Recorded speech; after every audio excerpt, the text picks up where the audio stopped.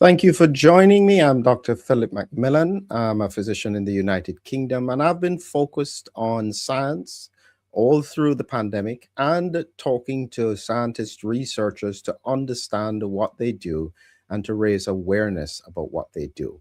Today is a very important discussion because it's been one of those situations that has been blown up in the media about a trial with regards to hepatitis B in Africa. And you can imagine that this caused a huge amount of interest and focus. So I had the luxury of knowing one of the lead researchers. And so rather than following just the media narrative, I sought out to research and say, listen, what exactly is going on? And so it's with a tremendous pleasure that I've got Professor Christine Stabell-Benn with me, and she will be able to explain a lot more about what has been going on. But before we start, I think that it is important to get a background on this. So, Christine, do you mind just doing a quick introduction of yourself? No, good evening, and thank you, Dr. Macmillan, for this invitation and opportunity to clarify some of the misunderstandings in relation to this planned trial of hepatitis B vaccine at birth. My name is Christine Stabell-Benn. I'm a medical doctor by training. I'm also a PhD and a doctor of medical science, and currently a professor at the University of Southern Denmark, along with being a chair at the Danish Institute for Advanced Study. I have spent most of the last 32 years studying vaccines, vitamin A, and other health interventions and their effect on overall health at the research collaboration field station, the Bandem Health Project in Guinea-Bissau in West Africa. It's a close collaboration between Denmark and Guinea-Bissau that has lasted for almost 50 years now, and I joined in 1993. Excellent. And it raises the point that you are passionate about vaccines and vaccine research, but your focus on vaccines and vaccine research seems to touch on something that causes controversy because you are not afraid to highlight and look for if there are potentially unknown negative effects that can occur. Is that right? I think what I'm particularly dedicated to is to study the overall health impact of vaccines in the context where they're used in real life.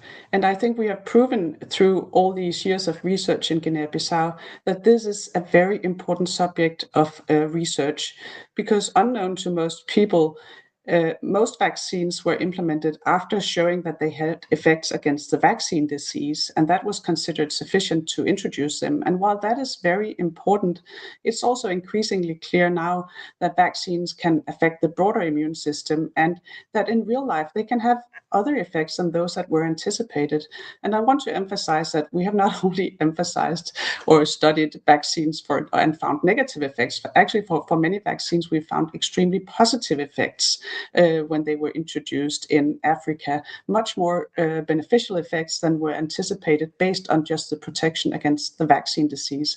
So just to give you one example of what our research into the overall health effects of vaccines has revealed in Guinea-Bissau is that the BCG vaccine, the old vaccine against tuberculosis, that it has very beneficial what we have called non-specific effects because it strengthens the immune system much more broadly than was anticipated, and it can protect against a broad range of infections, not just tuberculosis.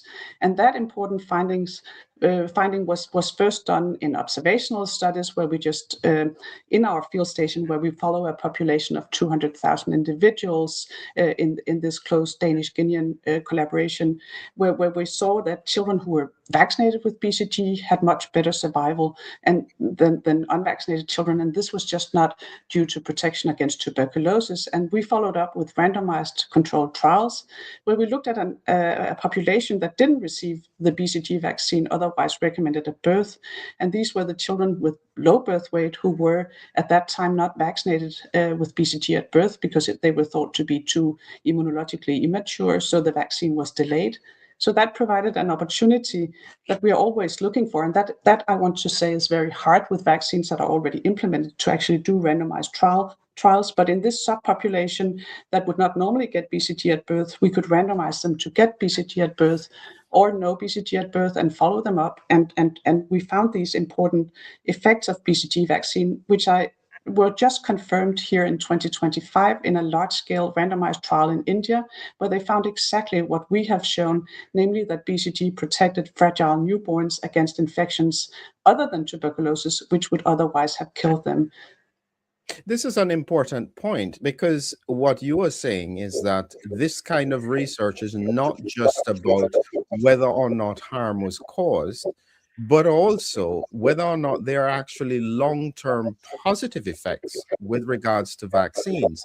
And this is a critical piece of the discussion because at the moment, as I'm sure you know, there is a lot of negative association about vaccines generally. We'll not get into why at the moment, but it's so important to address that, wouldn't you say? I would say the important thing is to study what parents ask themselves when they bring their child for vaccination. Will my child be overall healthier from that vaccine? And again, unknown to most people, this has actually not been studied very thoroughly for any of the or most of the used vaccines today, because everybody was so certain that it was all about protecting against the vaccine disease. So what our research has revealed is really that there are broader effects of vaccines, and that parents need to know, and these program managers and vaccine policymakers need to know when they introduce vaccines. So we are providing knowledge, we are closing gaps in the knowledge about vaccines. And I think that closing these gaps is crucial to deserve and maintain public trust in vaccines. So this is really a very crucial area for me, and something that I've, yes, dedicated the last 32 years to studying. So let's now look specifically at this question about the hepatitis B trial you're doing, because when I looked at the research, all of the research seemed to suggest that the earlier you give hepatitis B vaccines, the better they lower the transmission risk vertically from mother to child. Okay. And it seems as though what's being positioned in the media is that you are trying to question whether or not giving it at birth or delaying it to 6 weeks, which is the standard in Guinea, is what is being studied. Can you clarify exactly what you are trying to achieve with regards to this study? Yes, so thank you for that question. We have been interested in studying all the routinely used vaccines for their overall health effects. It has been difficult to study hepatitis B vaccine because it's given together with other vaccines in the form of pentavalent vaccine at 6, 10, and 14 weeks of age. But there was an opportunity, and like I said before, it can be difficult to study vaccines in randomized trials once they are policy, but an opportunity to study hepatitis B vaccine for its overall health effects arose when the Guinean government decided to implement hepatitis B vaccine at birth in Guinea-Bissau. And they decided that in 2024 with an implementation date, which is now in 2028. So we have a window of opportunity where the Guinean government has decided we want to implement this vaccine, but they have not yet done it. So what we and I should say hepatitis B vaccine at birth is well established in terms of its effect on vertical transmission from hepatitis B infected, chronically infected mothers, transmission of that virus to their newborn baby. That being said, it's not all countries that have implemented this vaccine because most women are not infected at birth. And most of the transmission of hepatitis B vaccine occurs from person to person and not from the mother to child. So, for instance, just let me say in the European context, in Denmark, for instance, we don't vaccinate against hepatitis B at all. I think many European countries, or some European countries, vaccinate against hepatitis B. Most actually vaccinate against hepatitis B, so Denmark is a bit of an outlier there. But they do it later in infancy, and almost all Western European countries, except from Portugal, don't use the hepatitis B vaccine at birth unless it's to mothers who are hepatitis B positive. So it's a risk-based use of hepatitis B vaccine at birth that depends on having a maternal screening program. And if a mother is hepatitis B positive in pregnancy, then her child is being vaccinated. But the vaccine is not necessary for all the children who are not born by infected mothers. And that's why it's not being used for these children. In the African context, it's also not all countries that use hepatitis B vaccine at birth. Currently, I think it's around half of the countries. There are countries like South Africa that have decided actively against using the hepatitis B vaccine at birth in the recognition that it's not worthwhile because most of the transmission occurs between people and not from the mother to the child.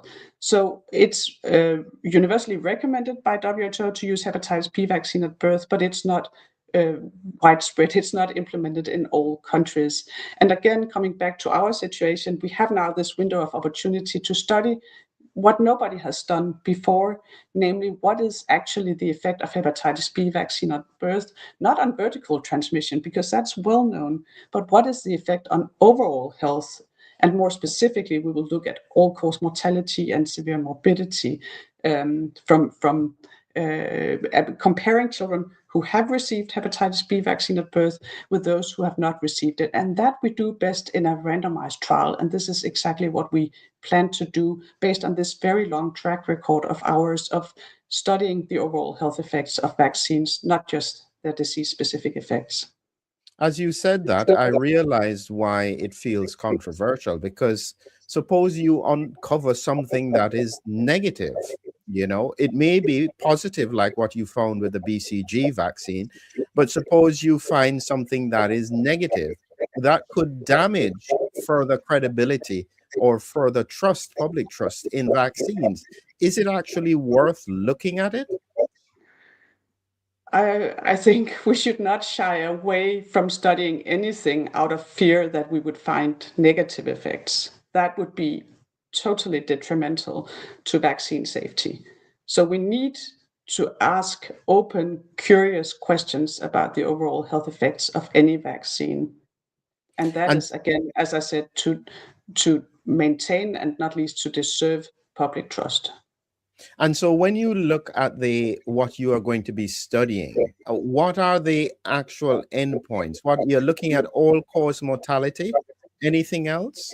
And severe morbidity from the age of or the time of randomization to hepatitis B vaccine or no hepatitis B vaccine. And I should say immediately that this is given together with the BCG vaccine and the oral polio vaccines. So these are already implemented at birth. So all children who are in the trial will receive BCG and oral polio vaccine like it's the current policy. And in addition, half of the children by randomization will receive an additional hepatitis B vaccine. So basically, we have a period now where we just have BCG and all polio vaccine. We will have an intermediate period before hepatitis B vaccine is universally implemented for all children. And during that period, half of the children will receive the current policy, half of the children will receive the coming policy.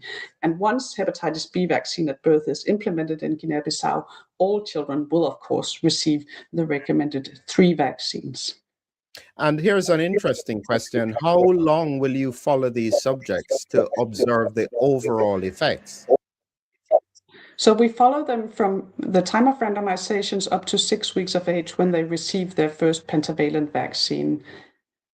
And then in addition, we have 2 other secondary outcomes, which are atopic dermatitis by 2 years of age, and also neurodevelopmental, cognitive development by 5 years of age in a subset of the study participants. This sounds pretty good. When you then decided to do the study and look for ethics approval, did you come across any significant resistance in Africa to having this study done? No, we carefully discussed the protocol between us in the study group, and we submitted it to the National Ethics Committee in Guinea-Bissau per usual standard in Guinea-Bissau, and we received approval on the 7th of November this year. 2025. Okay, so that then leads us to where we are now, because this situation blew up in about December of 2025, where it was all over the news that this was an inappropriate, unethical study because it meant that you are not giving all children the hepatitis B vaccine at birth. What would you say to those critics who say that is an unethical approach because we have already proven the benefit of hepatitis B vaccine at birth? How would you deal with that ethical question? It's important for me to say that a lot of the critique initially was based on assumptions, wrong assumptions, and that's why I'm really pleased to have this opportunity to clarify, because not one single child participating in this trial will receive fewer vaccines than they would normally receive. On the contrary, our teams, our trial teams, will be at the maternity wards all weekdays, weekends, holidays with BCG and oral polio vaccines that all children will receive at discharge.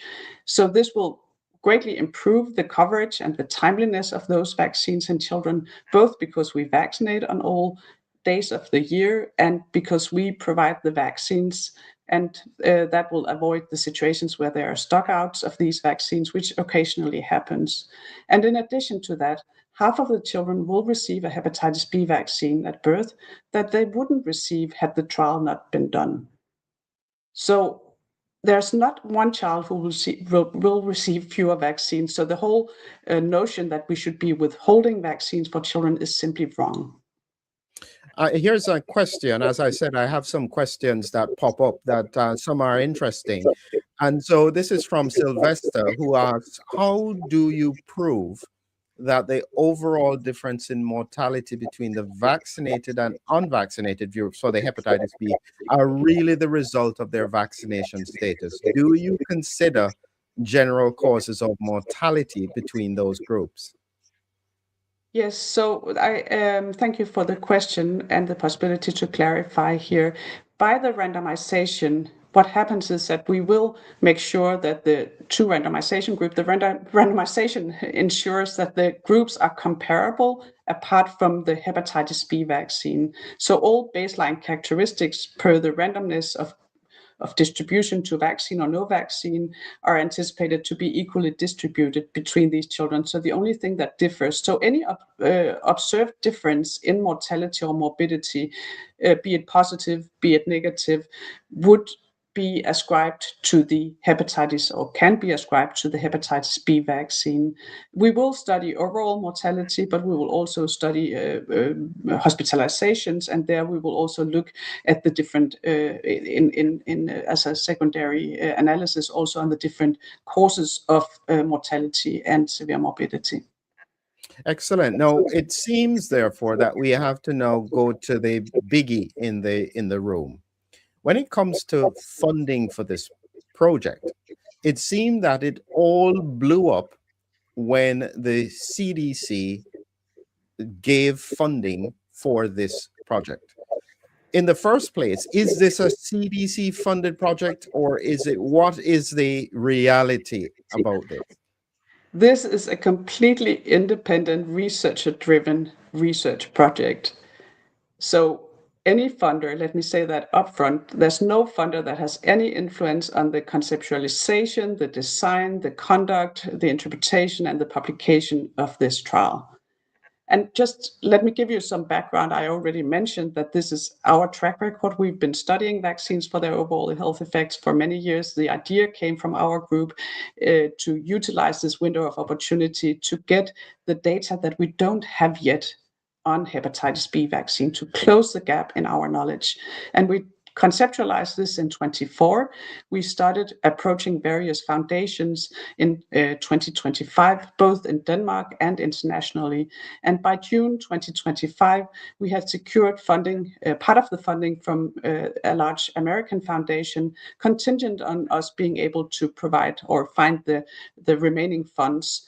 within a certain deadline. And we were under pressure for starting to conduct this trial because we had this window of opportunity and we had the deadline from the foundation. So we really looked very hard here, there, and everywhere, approached various foundations, and eventually managed to secure more funding from another American foundation. And then eventually in December 2025, we learned that CDC had been willing to, and to our great pleasure, been willing to provide the remaining funds for us to be able to start the trial, which is planned to start here in the first month of 2026.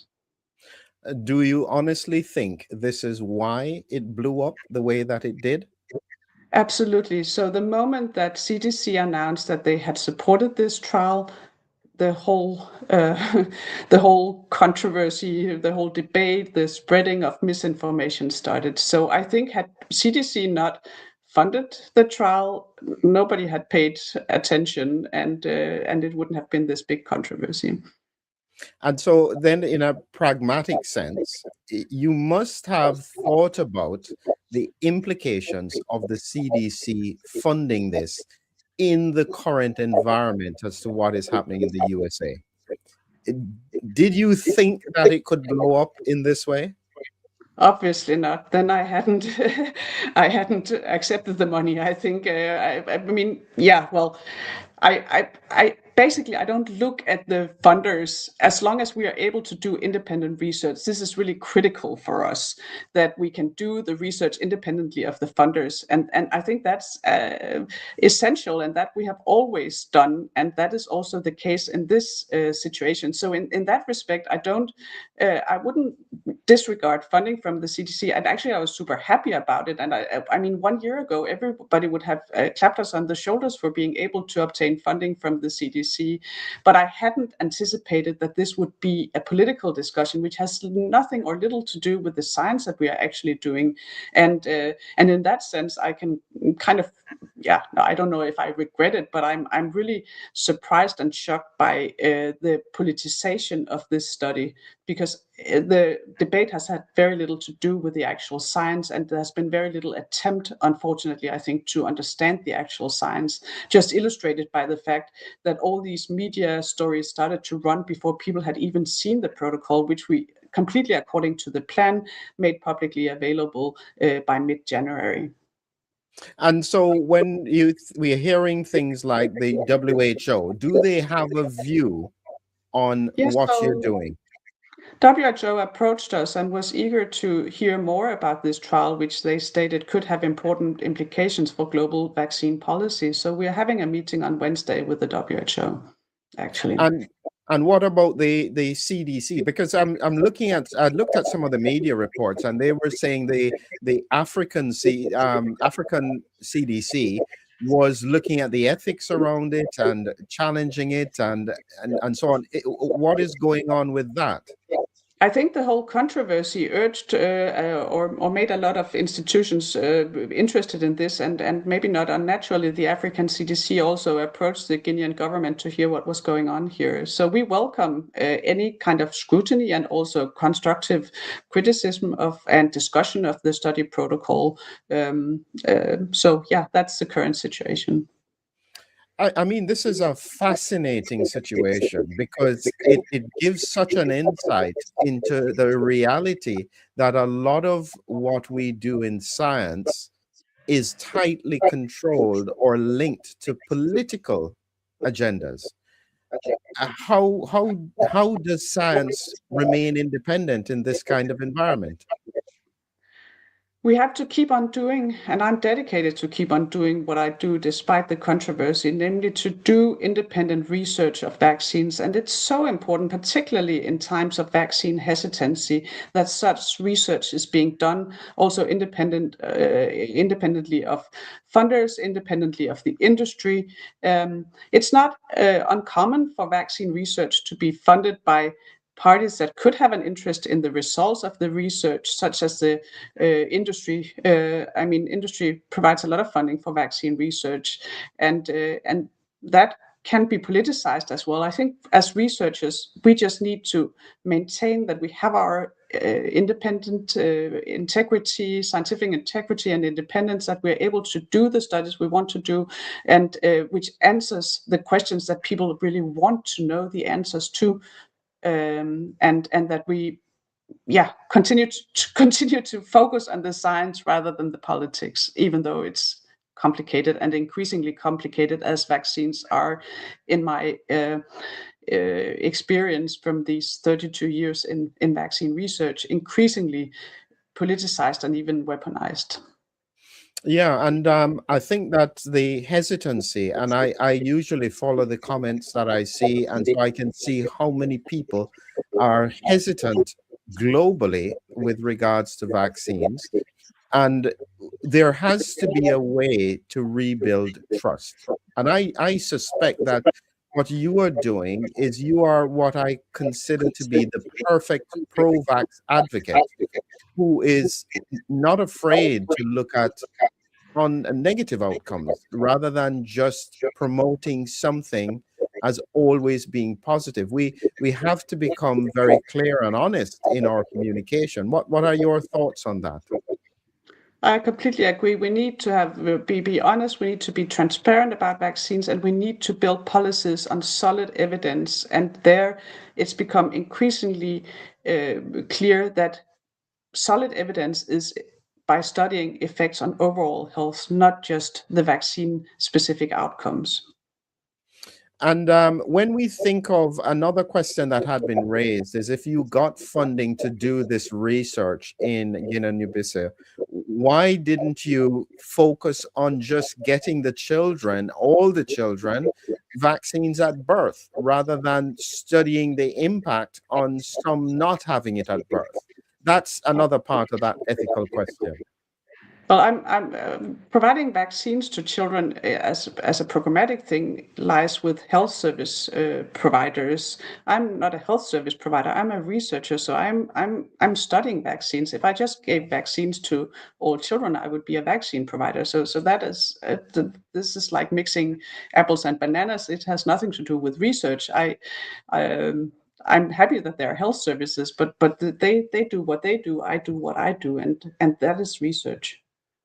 Wow. Yeah, that's an important context. So, and this window that you have, because this study will be going forward for a few years, how tight is the window to get this study started?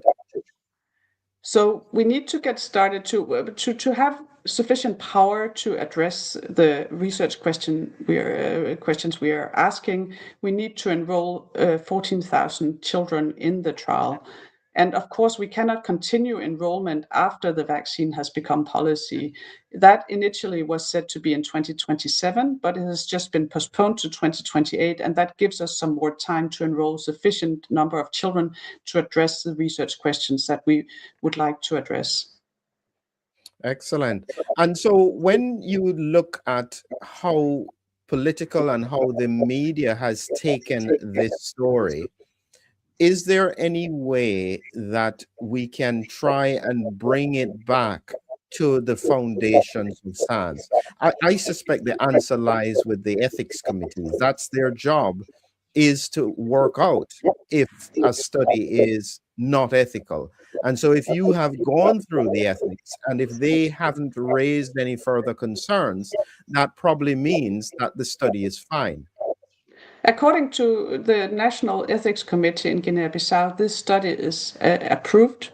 And I think it's a little bit thought-provoking that the people have accused us of being Danish researchers experimenting on African children are the same people who are, I think, disrespectful of the Guinean Ethics Committee by suggesting that they haven't done their job properly. So I think we have to trust the National Ethics Committee in Guinea-Bissau and the Guinean researchers who are on our team to think about what's best for the Guinean children.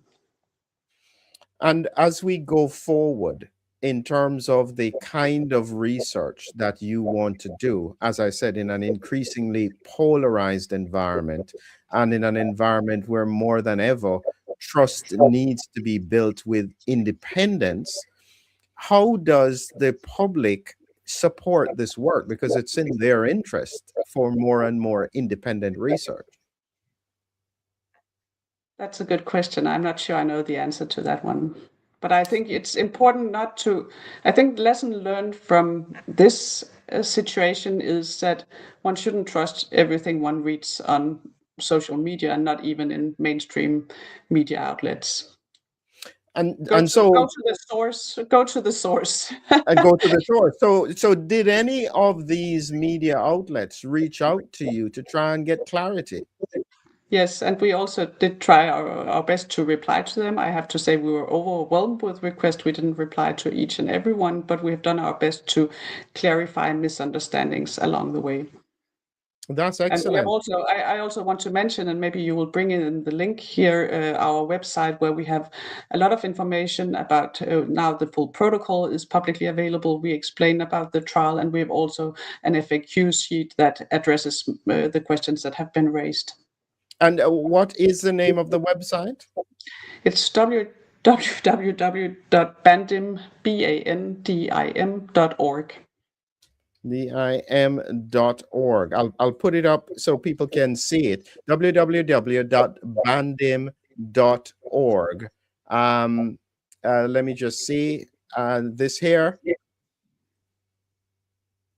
Yes. That looks correct. Yes. So that's where people can find independent information to clarify what exactly is going on. Listen, I think that this is a perfectly succinct focus on what actually happened. Now, what I want to ask you as we tie this together, because I don't want to overwhelm people with information.